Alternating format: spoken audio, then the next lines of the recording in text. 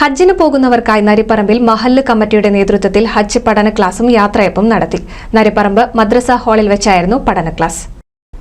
കുഞ്ഞിപ്പ സ്വാഗതം പറഞ്ഞ ചടങ്ങിൽ CP റസാഖ് അധ്യക്ഷത വഹിച്ചു.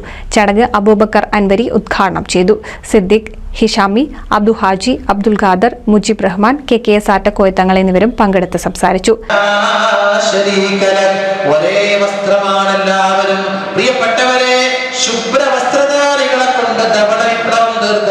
പ്രവിശാലമായ അറഫയുടെ മൈതാനം ഒന്ന് കാണാൻ ദുൽഹിജ്ജ 9 ളുഹറായാൽ വല്ലാത്ത ഒരു രസമാണ്. വലിയ വലിയ സമ്പന്നരുണ്ട്.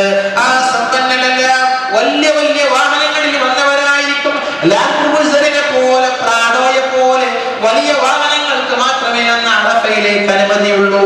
ചെറിയ വാഹനങ്ങൾക്ക് അനുമതിയില്ല. പക്ഷേ ഈ വാഹനങ്ങളെല്ലാം ഒരു ഭാഗത്ത് നിർത്തിയിട്ട് അവരഫയുടെ മണ്ണിൽ കിടക്കും. മുസ്ലിം ഭാഗവി മുഖ്യപ്രഭാഷണം നടത്തി. സക്കീഫ് CP നന്ദി പറഞ്ഞു. NCV news Ponnani.